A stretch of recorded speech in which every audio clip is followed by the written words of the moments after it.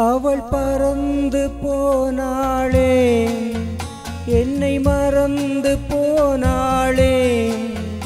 நான் பார்க்கும்போது கண்கள் இரண்டை கவர்ந்து போனாளே. அவள் பறந்து போனாளே, என்னை மறந்து போனாளே. நான் பார்க்கும்போது கண்கள் இரண்டை கவர்ந்து போனாளே.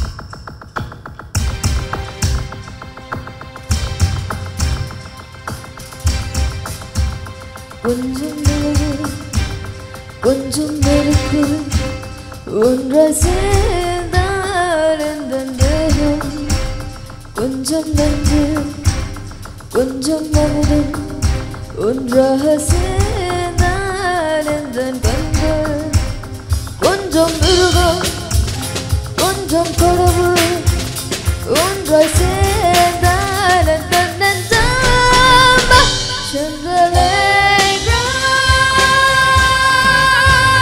ஹாய் ஹலோ வணக்கம் நேர்களே, மற்றும் ஒரு கச்சேரி ஆரம்பம் நிகழ்ச்சியினூடாக இன்றைய தினமும் உங்களை சந்திக்கிறதுல மகிழ்ச்சி.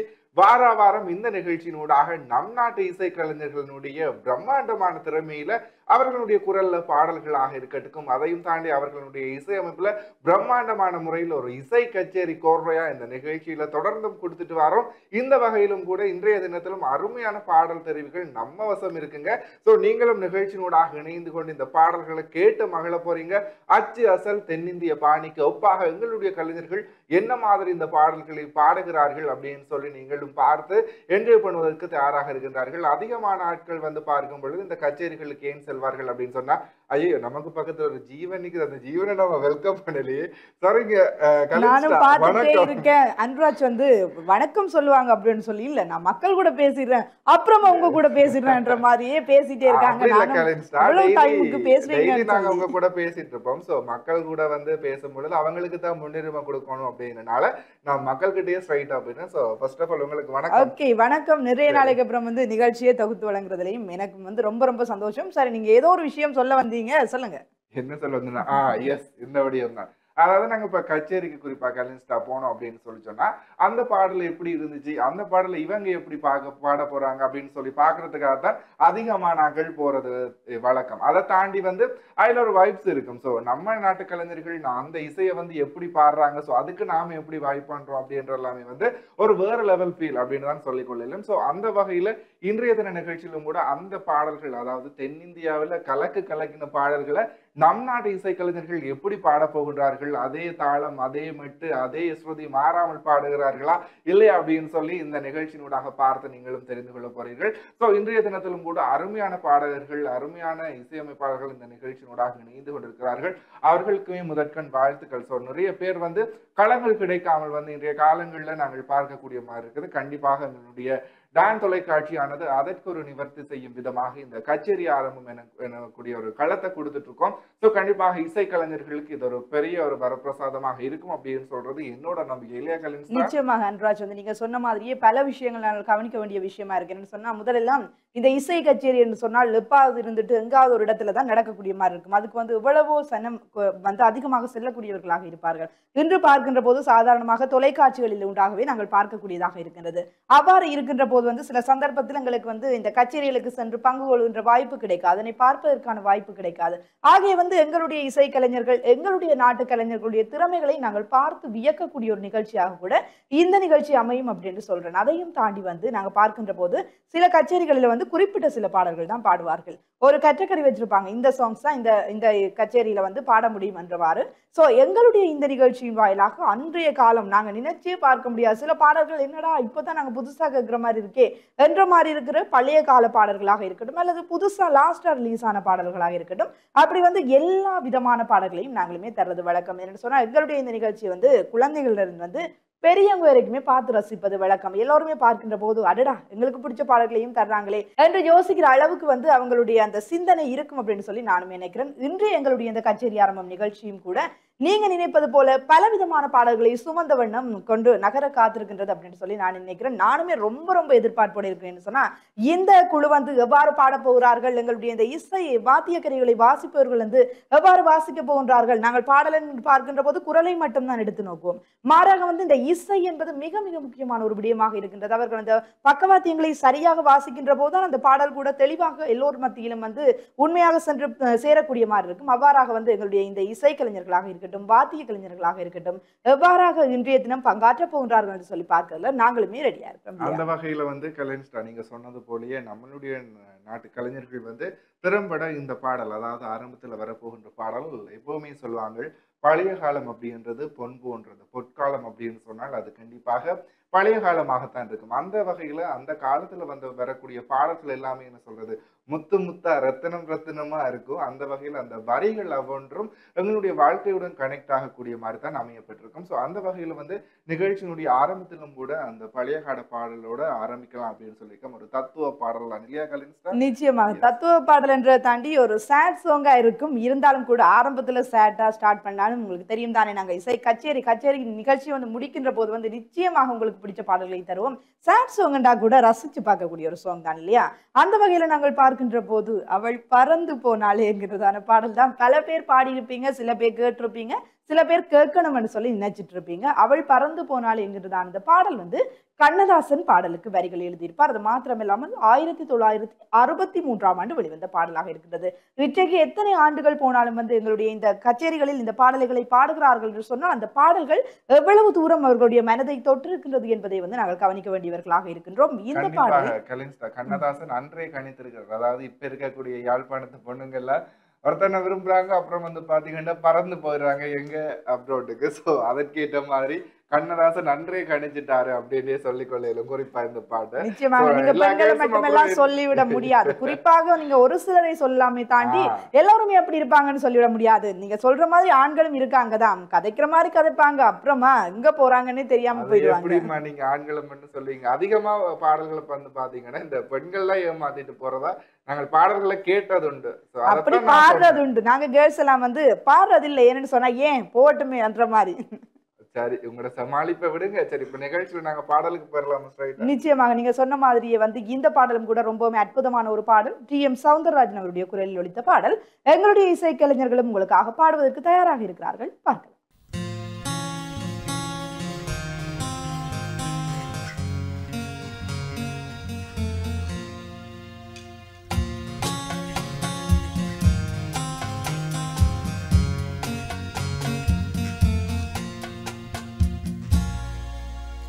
அவள் பறந்து போனாளே, என்னை மறந்து போனாளே, நான் பார்க்கும்போது கண்கள் இரண்டை கவர்ந்து போனாளே.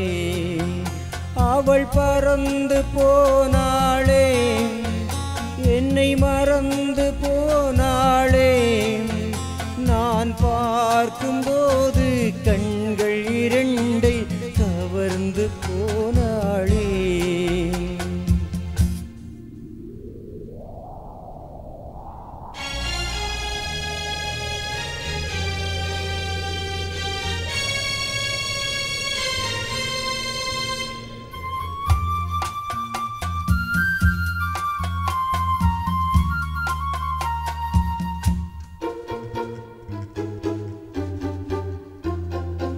என் காதுக்கு மொழி இல்லை, என் நாவுக்கு சுவை இல்லை.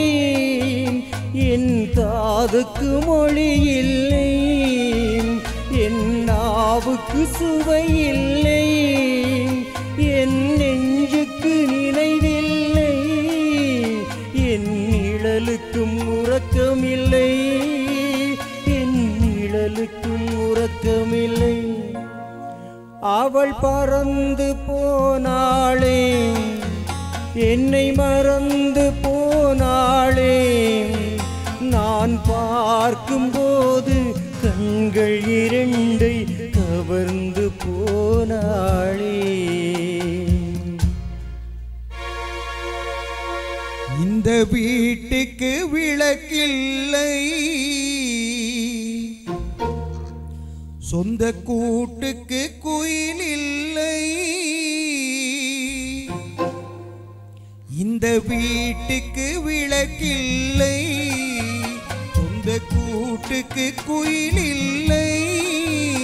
என் அன்புக்கு மகள் இல்லை, ஒரு ஆறுதல் மொழி இல்லை, ஒரு ஆறுதல் மொழி இல்லை. அவள் பறந்து போனாளே, என்னை மறந்து போனாளே, நான் பார்க்கும் போது கண்கள் இரண்டை கவர்ந்து போனாளே.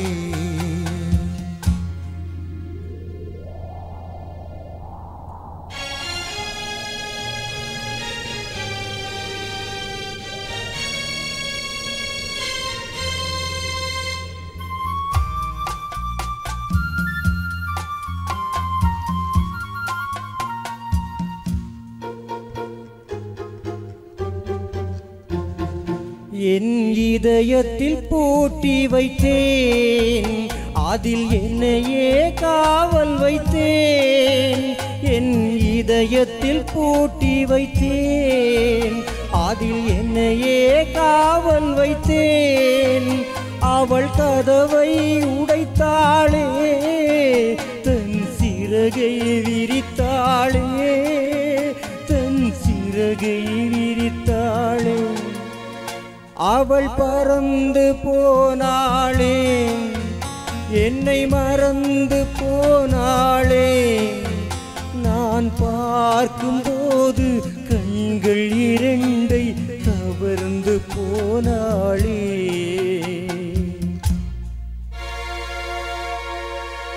அவள் எனக்கா மகளானாள், நான் அவளுக்கு மகனானே. அவள் எனக்கா மகளானா, நான் அவளுக்கு மகனானே. என் உரிமை தாயல்லவா, என் உயிரை எடுத்துக் கொண்டாள், என் உயிரை எடுத்துக் கொண்டாள். அவள் பறந்து போனாளே, என்னை மறந்து போனாளே. நான் பார்க்கும் போது கண்கள் இரண்டை கவர்ந்து போனாளே. அவள் பறந்து போனாளே, என்னை மறந்து போனாளே. நான் பார்க்கும் போது கண்கள் இரண்டை கவர்ந்து போனாளே.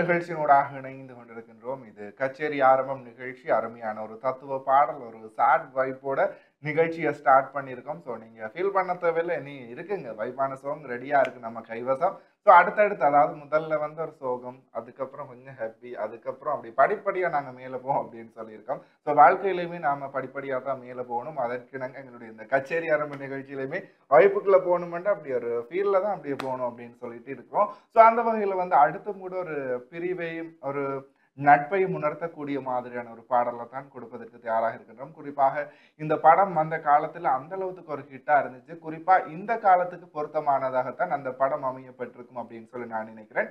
பிரியமான தோழி இலியா கலின்ஸ்டா அந்த திரைப்படத்துல இருந்து காற்றே பூங்காற்று என்னும் பாடலை தான் கொடுக்கறதுக்கு ரெடியா இருக்கும். ஸோ இந்த பாடலை பார்க்கும் பொழுது ஒரு பாய் பெஸ்டி கேர்ள் பெஸ்டிக்குள்ள இருக்கக்கூடிய அந்த அந்யோன்ய உறவு திருமணத்திற்கு அப்புறமும் வந்து அது என்ன மாதிரி அவங்களுடைய வாழ்க்கையில செல்வாக்கு செலுத்துது அப்படின்றதுதான் ஓவராலா இந்த மூவியோட ஸ்டோரியா இருக்கும். ஸோ இப்போ ரீசெண்டா எங்களுடைய நாட்டிலையும் சரி எல்லா இடங்கள்லையுமே இந்த பெஸ்டி அப்படின்ற ஒரு விடயம் வந்து நிறைய வந்து அண்டர்ஸ்டாண்டிங்கோட மூவ் ஆயிட்டு இருக்காங்க வெடிங்குக்கு அப்புறமும். ஆனா அதை தாண்டி நிறைய பேருடைய வாழ்க்கையில வந்து இந்த ஒரு நட்பு அப்படின்றது ஒரு விரிசலாக கூட காணப்பட்டு இருக்குது. ஸோ எப்பயுமே அண்டர்ஸ்டாண்டிங் அப்படின்றது வந்து ஒரு முக்கியமான விடயமாகத்தான் எல்லா உறவுகளுக்குமே காணப்பட்டு இருக்குது. ஸோ அந்த வகையில் வந்து கலின்ஸ்டா இதை பற்றி நீங்க என்ன சொல்லுவாரு? நிச்சயமாக அன்றால் சொன்னது போலே வந்து இந்த எப்படி சொல்றது, இப்ப கேர்ள்ஸ் வந்து ஒரு பாயோட கதைச்சிட்டாலே பொதுவாக கதைச்சிட்டாலே இன்றைய நாட்கள்ல வந்து தெரியும் எவ்வளவு தரம் வந்து எவ்வளவு தடவைகள் வந்து அந்த பெண் வந்து பாதிக்கப்படுகிறாள் வார்த்தைகளினால். அது மாத்திரமே இல்லாமல் இந்த சமூகத்தில் வந்து பல விடயங்களை சொல்லிட்டு இருக்காங்க. அதை வந்து சிலர் ஏற்றுக்கொண்டு சகஜமாக ஏற்றுக்கொண்டாலும் வந்து சிலருடைய கருத்துக்கள் இன்னும் மாறாமல் தான் இருக்கின்றது. இந்த திரைப்படமானது வெளிவந்து அதிக வருடங்கள் ஆனாலும் கூட இந்த திரைப்படம் அன்றால் சொன்னது போலே வந்து இந்த காலகட்டத்துக்கு மிக மிக பொருத்தமான ஒரு திரைப்படமாக அமையும். என்று சொன்னால் நீங்கள் பார்த்தவர்கள் அநேகருக்கு வந்து அந்த திரைப்படம் பற்றி தெரிஞ்சிருக்கும். அவங்க வந்து ரொம்பவுமே பெஸ்ட் ஃப்ரெண்டா இருப்பாங்க. ஆனா திருமணம் செய்து வார அந்த பெண் கூட சந்தேகப்படுகின்ற அளவிற்கு வந்து அந்த நிலை மாறிவிடுகின்றது. என்று சொன்னால் அவர்களுடைய அந்த உண்மையான ஒரு அன்பிற்கு வந்து சரியான ஒரு புரிதல் இல்லாத காரணத்தினால் என்றுதான் சொல்லிக்கொள்ள முடியும். இறுதியில் வந்து எல்லோருமே வந்து அதை புரிஞ்சு கொள்ற ஒரு நிலைமை இருக்கும். அதே போலதான் வந்து எங்களுடைய இந்த வாழ்க்கையிலும் வந்து நாங்க யார் கூட பேசுறோம் என்றது வந்து முக்கியம் இல்லை. உண்மையிலேயே வந்து அவங்களுடைய பிஹேவியர் எப்படி இருக்குன்னு சொல்லி அனலைஸ் பண்ணா வந்து எந்த ஒரு விஷயத்தையுமே சொல்றது சரியில்லை என்றுதான் என்னோட கருத்தா இருக்கு. சரி, இது வந்து ஒரு கச்சேரி ஆரம்பம் நிகழ்ச்சியா இருக்கு என்றதையே நாங்க மறந்துட்டோம். பாடல் சம்பந்தமா கதைக்கு வந்து தத்துவம் பற்றி பேசிட்டு இருக்கோம். இந்த மாதிரி விடயங்கள் அதிகமாக இங்க நடைபெற்று கொண்டிருக்கிறது என்றபடினால அந்த விடயங்களை நாங்க சமூகத்துக்கு சொல்ல வேண்டியது நம்மளோட கடமையாக கூட இருக்குது.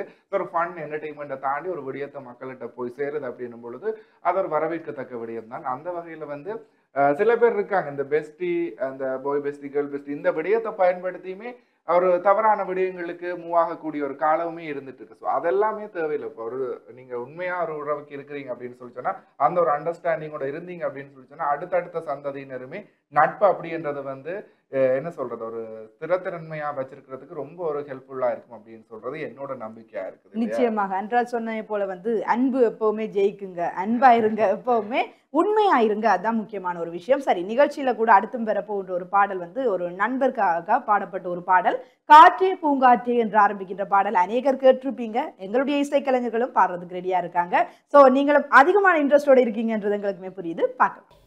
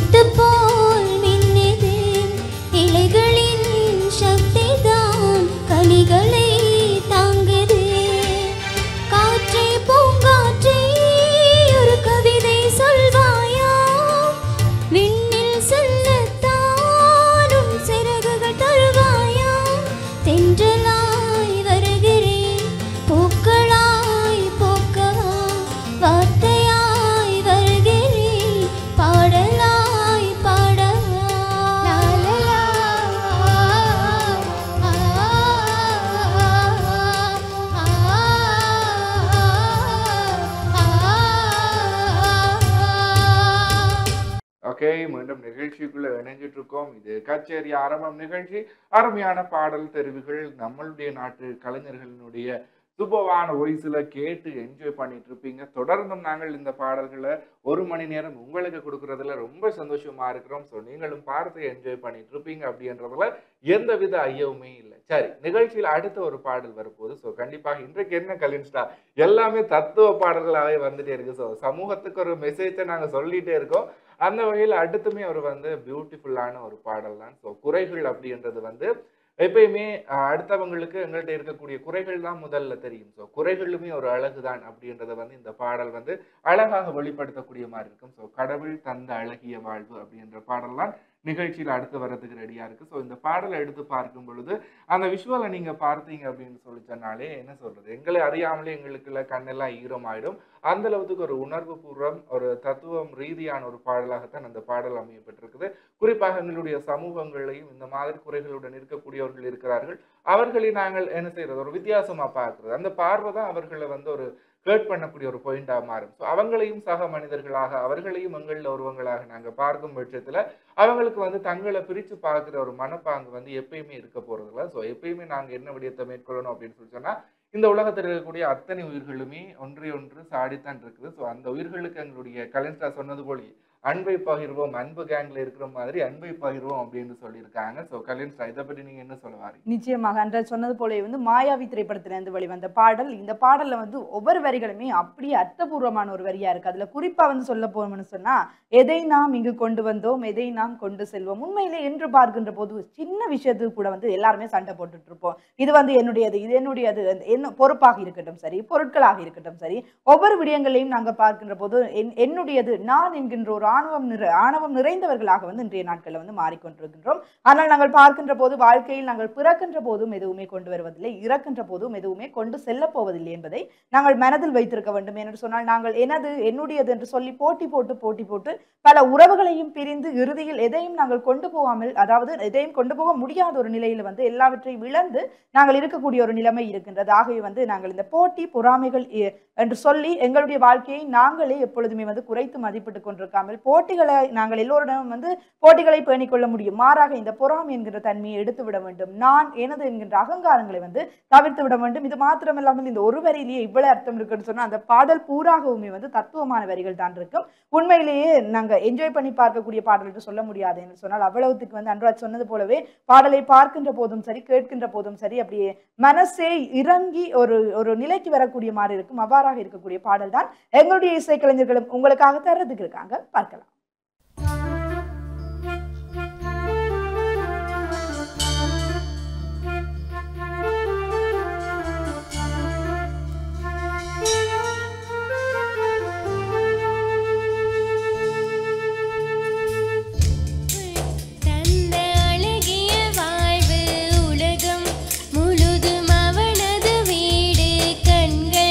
மூடியே வாழ்த்து பாடு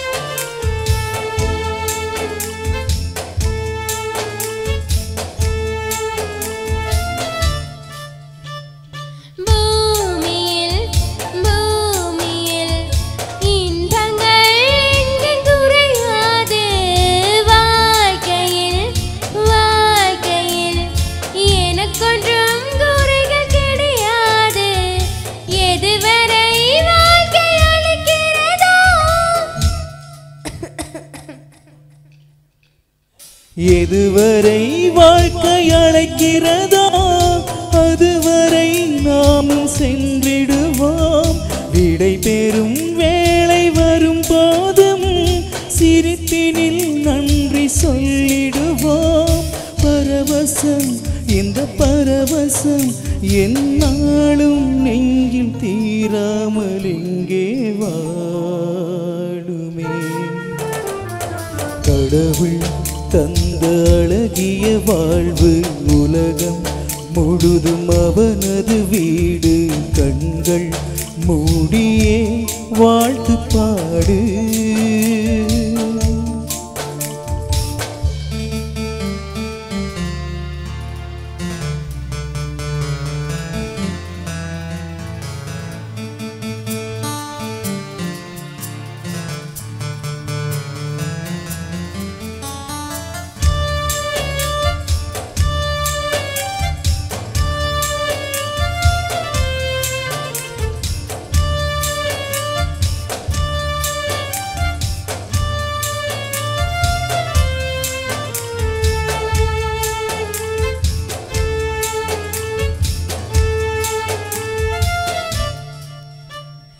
நாம் எல்லாம் சுவாசிக்க தனித்தனி காற்று கிடையாது. மேகங்கள் மேகங்கள் இடங்களை பார்த்து பொழியாது. கோடையில் இன்று இலையுதிரும் வசந்தங்கள் நாளை திரும்பி வரும். வசந்தங்கள் மீண்டும் வந்து விட்டால் குயில்களின் பாட்டு காற்றில் வரும். முடிவதும் பின்பு தொடர்வதும் இந்த வாழ்க்கை சொல்லும் பாடங்கள் தானே கேளு. கடவுள் தந்த அழகிய வாழ்வு உலகம் முழுதும் அவனது வீடு. கண்கள் மூடியே வாழ்த்து பாடு.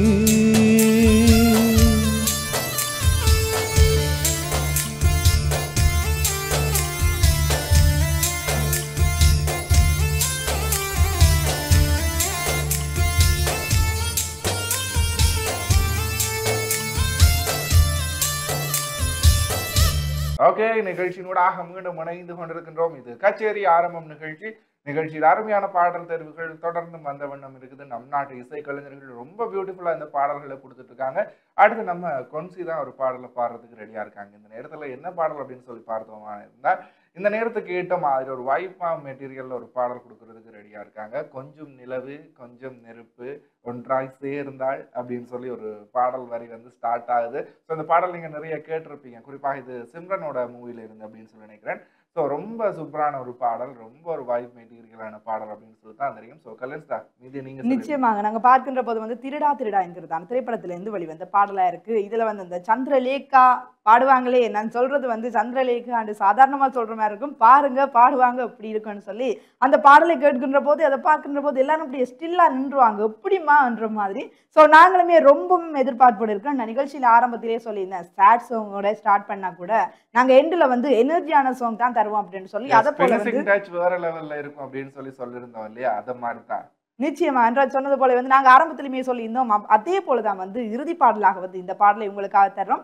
ரொம்பவுமே என்ஜாய் பண்ணி வைப் பண்ணி பார்க்க போறீங்க அப்படின்னு சொல்லி நானுமே நம்புறேன். நாங்களுமே ரொம்ப எனர்ஜியோட இருக்கோம். எங்கடா பார்க்கலாம் இந்த பாடல், நம்ம கொன்சி எப்படி பாடுறாங்க அப்படின்னு சொல்லி பார்ப்போம். இன்னுமே ரெடியா இருக்கும், பார்க்கலாம்.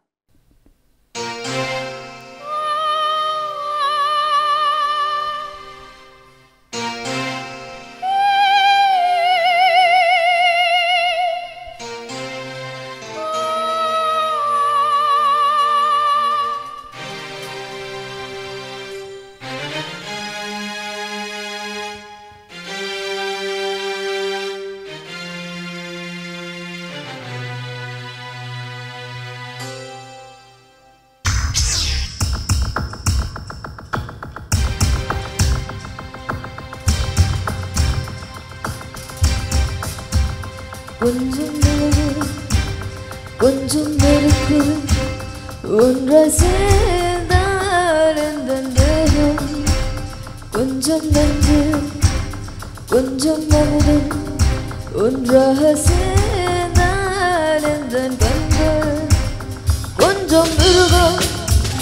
கொஞ்சம் கடவுள் ஒன்றாய் சேர்ந்தால் தன்னந்தாம் சந்திரலேகா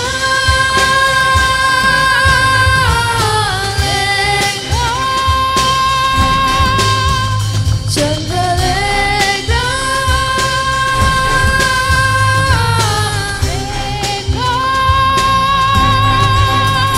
கொஞ்சம் நிலவு கொஞ்சம் நெருப்பு ஒன்றாய் சேர்ந்தால் அந்த தேகம்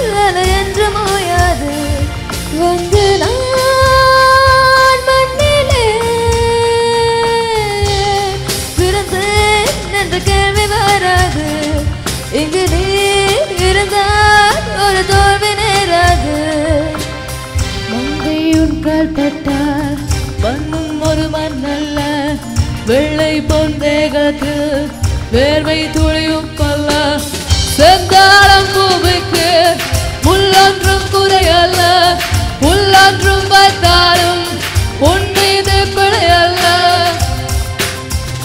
கொஞ்சம் நிலவு கொஞ்சம் நெருப்பு ஒன்றாய் சேர்ந்தால் அந்த தேகம் கொஞ்சம் நன்று கொஞ்சம் அமுதம் ஒன்றாக சேர்ந்தால் அந்த கண்கள் கொஞ்சம் மிருகம் கொஞ்சம் கடவுள் ஒன்றாய் சேர்ந்தால் அந்த நெஞ்சம் சந்திரலேகா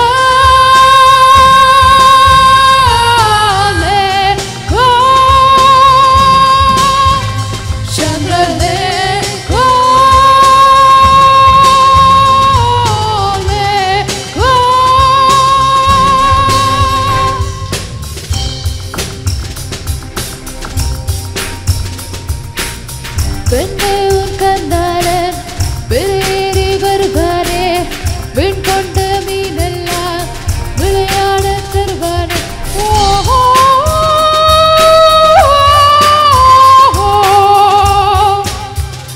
கொஞ்சம் நிலவு கொஞ்சம் நெருப்பு ஒன்றாய் சேர்ந்தால் அந்த தேகம் கொஞ்சம் நன்று கொஞ்சம் அமுதம் ஒன்றாக சேர்ந்தால் இந்த கண்கள் கொஞ்சம் மிருகம் கொஞ்சம் கடவுள் ஒன்றாய் சேர்ந்தால் இந்த நெஞ்சம் மேகா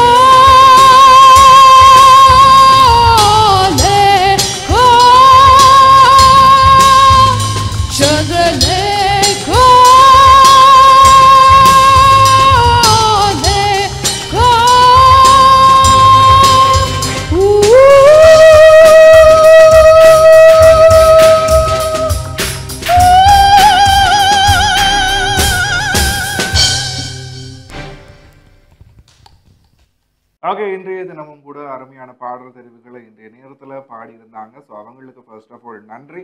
பாடகர்களுக்கு அதை தாண்டி வந்து இசை கலைஞர்களுக்குமே வந்து வாழ்த்துக்களையும் நன்றிகளையும் தெரிவித்துக் கொள்கின்றோம் இல்லையா கலின்ஸ்டா? நிச்சயமாக இன்றைய நாளில் வந்து பாடல்களை அப்படி அற்புதமாக தந்திருந்த எங்களுடைய பாடகர்களுக்கும் வாத்திய கலைஞர்களுக்கும் அது மாத்திரமில்லாமல் ஒளி எங்களுக்கு உதவி வழங்கியவர்களுக்கும் நன்றியை தெரிவித்துக்கொண்டு எங்களுக்கு தொழில்நுட்ப உதவி வழங்கிய விதுஷான் மற்றும் துவாரன் ஆகியோர்களுக்கும் நன்றியை தெரிவித்துக் கொண்டு நாங்கள் நிகழ்ச்சியிலிருந்து விடைபெற்று செல்ல போறோம். விடைபெற்று செல்லும் நாங்கள் கலின்ஸ் அண்ட் அனுராஜ்.